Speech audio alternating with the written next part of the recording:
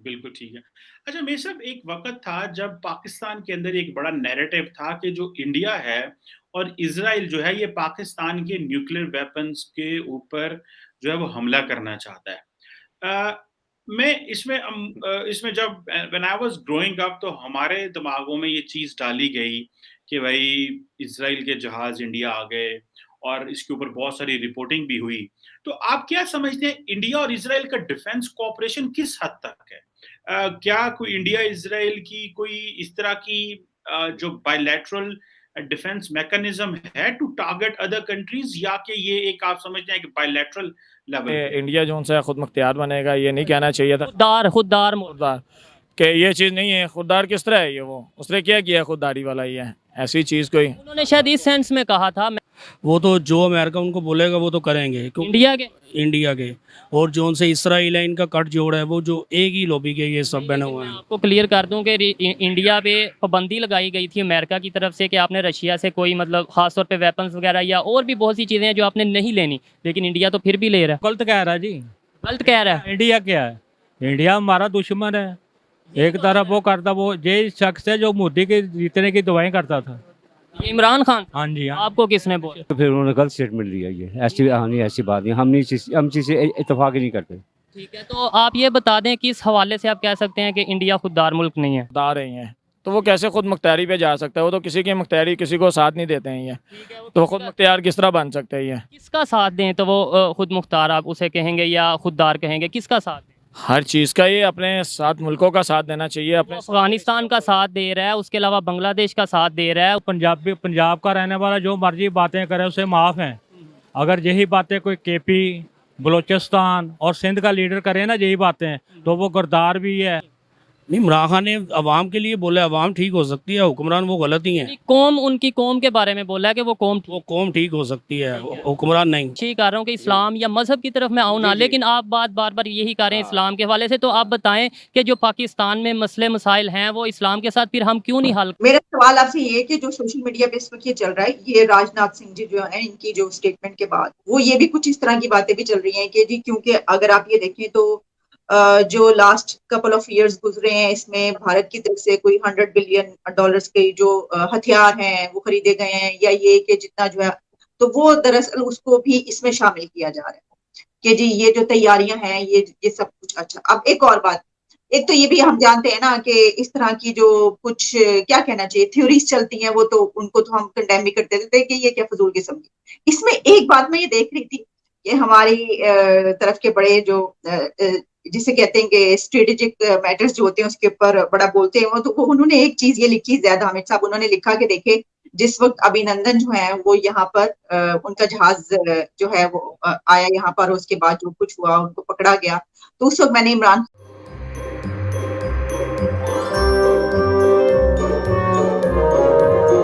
आज एक बड़ी इंपॉर्टेंट पार्टनरशिप है जो कि डेवलप हो रही है, इसको हम डेवलपिंग मैं तो कहूंगा, और वो इंडिया, इजराइल और यूएई की है।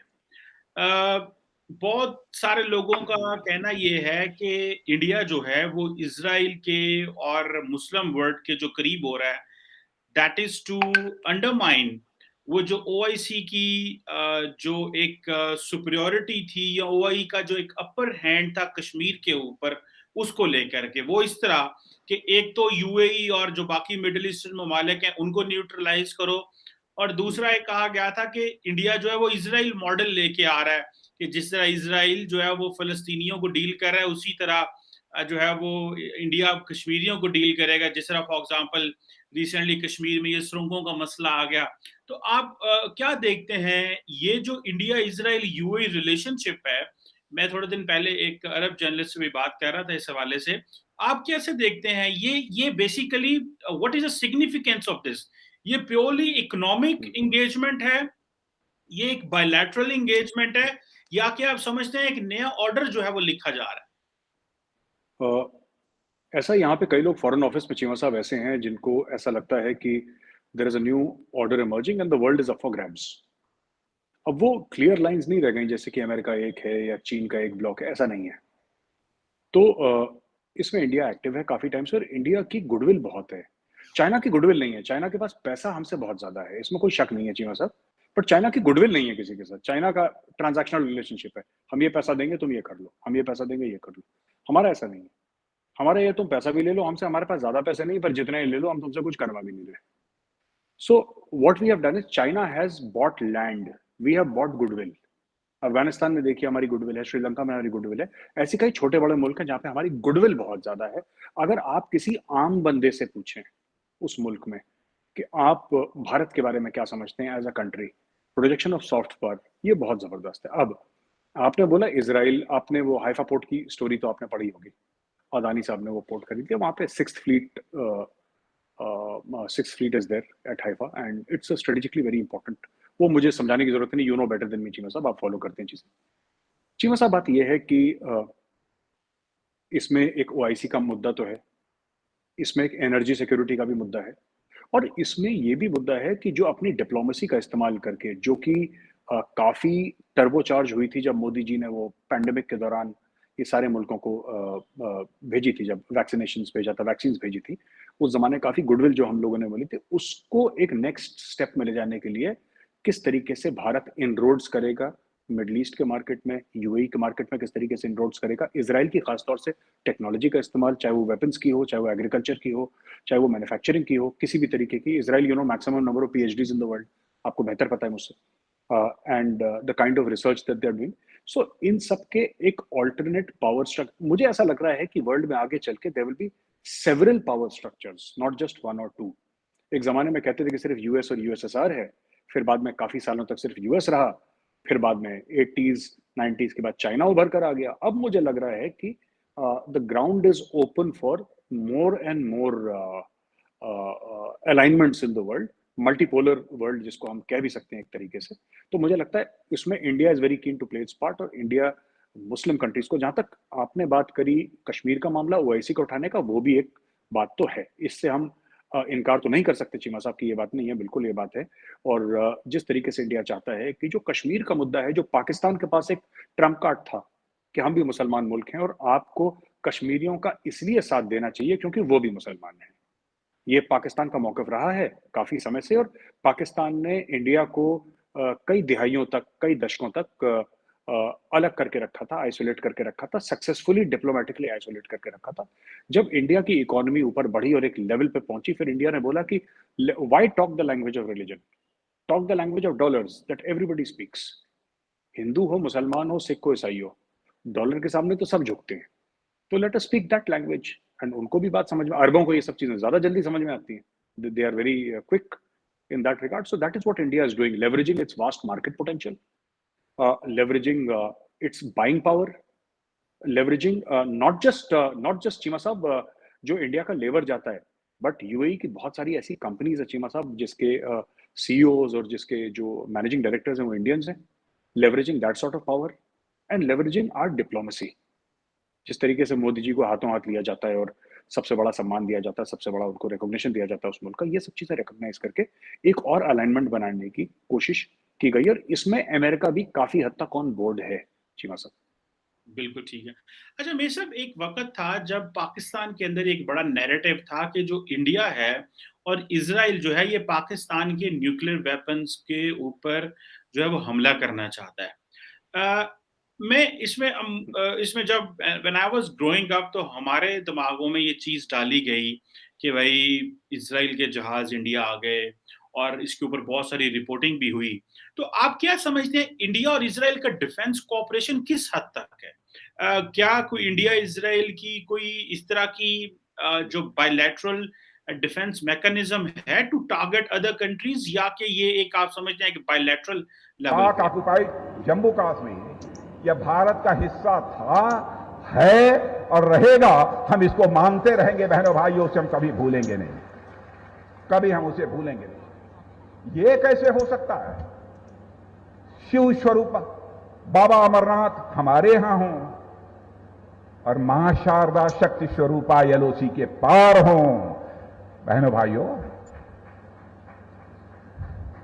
यह बराबर यह चीज हमको सालती रहती है, लेकिन मैं कहता हूं कि पाकिस्तान को ऊपर वाला सद्बुद्धि दे। इससे ज्यादा आगे बढ़कर मैं कुछ नहीं कहना चाहता। और यहां पर अंत में इतना ही कहना चाहूंगा कि मेरे बहनों भाइयों, हमारी ताकत का जहां तक एहसास हमारे पड़ोसी को है, मैं एक घटना की याद दिलाना आपको चाहता हूं। पायलट अभिनंदन को लेकर, पायलट अभिनंदन के नाम से आप सभी परिचित हैं अच्छी तरह से। पायलट अभिनंदन, जिस समय उनका हवाई जहाज वहां पर गिरा था, फाइटर प्लेन, और वह पाकिस्तान ने उनको बंदी बनाया था, जानते हैं वहां के फॉरेन मिनिस्टर ने पाकिस्तान की जो नेशनल असेंबली है उसमें खड़े होकर कहा कि मुझे यह बतलाया गया है कि हमारे आर्मी चीफ पाकिस्तान के आए थे और उन्होंने यह बतलाया यदि अभिनंदन को रात को 9 बजे के पहले यदि रिहा नहीं कर दिया गया तो भारत पाकिस्तान के ऊपर आक्रमण कर देगा। जी, ये आपने उनकी गुफ्तगू सुन ली। इसके ऊपर जैसा कि मैंने आपको बताया कि पाकिस्तान के दफ्तर खारजा की तरफ से बहुत सख्त नोटिस लिया गया, इसकी शदीद मजम्मत की गई है, कंडेम किया गया है, और ये कहा गया है कि हम इस चीज को जो उन्होंने बात की इसको रिजेक्ट करते हैं, और ये तोड़ मड़ोड़ के पेश किया गया है, और ये जो इंडिया में मौजूद तस्वीर है उसके हकाइक को बदलने की कोशिश है, ये सब बातें की गई है। रोहित शर्मा, आपसे सवाल ये कि क्या वाकई कोई ऐसा इरादा है, कोई हमला वमला तो नहीं होने वाला है? ये क्या बातें हो रही हैं, इसकी वजह ये कि इस वक्त तो हम ये सोच रहे हैं कि हमारे तो जो इंटरनल अफेयर्स हैं माशाल्लाह वो ही ऐसे गंभीर जा रहे हैं इस वक्त कि हम फिर ये सोचे कि हमारा जो हमसाया मुल्क है वो कुछ इस किस्म के इल्जाम रखता है। ये बात उन्होंने किस उसमें की और आप इसको कैसे देखते हैं? मैम, जरदारी साहब ने फ्लाइट पकड़ी और दुबई भाग गए स्टेटमेंट के बाद। क्या हुआ, उनको डर लगने लगा क्या? ओके, मतलब मैं सेफ हो जाऊं, बाकी सब देखता जाएगा, बाकी पाकिस्तान अपना देखता रहे। अच्छा ना मैम, ये एक स्टेटमेंट था और इंडिया की लॉन्ग स्टैंडिंग पॉलिसी है, यहाँ तक के हमारी पार्लियामेंट का एक रेजोल्यूशन भी है कि पाकिस्तान ऑक्यूपाइड कश्मीर हमारा पार्ट है और वो हम लेके रहेंगे। इंडिया की जो लॉन्ग स्टैंडिंग पॉलिसी है, हमारा स्टैंड उससे ऊपर जो इंस्ट्रूमेंट ऑफ एक्सेशन है उसमें पूरे जम्मू और कश्मीर की बात है। एक्सेशन इंडिया के साथ हुआ था जम्मू एंड कश्मीर का, तो इसमें पाकिस्तान को क्या प्रॉब्लम आई मुझे नहीं समझ में आया। कोई भी एग्रेसिव कोई स्टैंस या एग्रेसिव मूवमेंट इंडिया की तरफ से नहीं हुई है। हमारे डिफेंस मिनिस्टर ने बोला कि भाई वो एरिया यानी कि शारदा पीठ बोले या वो पीओके बोले वो हमारा है और हम उसको लेके रहेंगे, ये उन्होंने बोला। अगर ये लॉन्ग स्टैंडिंग स्टैंड से अलग स्टेटमेंट होता तो मैं मानता कि कुछ मामला गड़बड़ था। वो स्टैंड है, वो स्टैंड उन्होंने अपना दोबारा उसी स्टैंड पे सेम चीज बोली है, तो मुझे इसमें कुछ गलत नहीं दिख रहा है। कोई एग्रेसिव पोस्चर तो इंडिया की तरफ से नहीं है और कोई मूवमेंट हुई हो, कोई मिसाइल्स नहीं लगी हो, कोई इंटेलिजेंस बैकअप आया हो, ऐसा तो कुछ नहीं है। मतलब अभी अटैक करने का या कोई और तरीका नहीं है।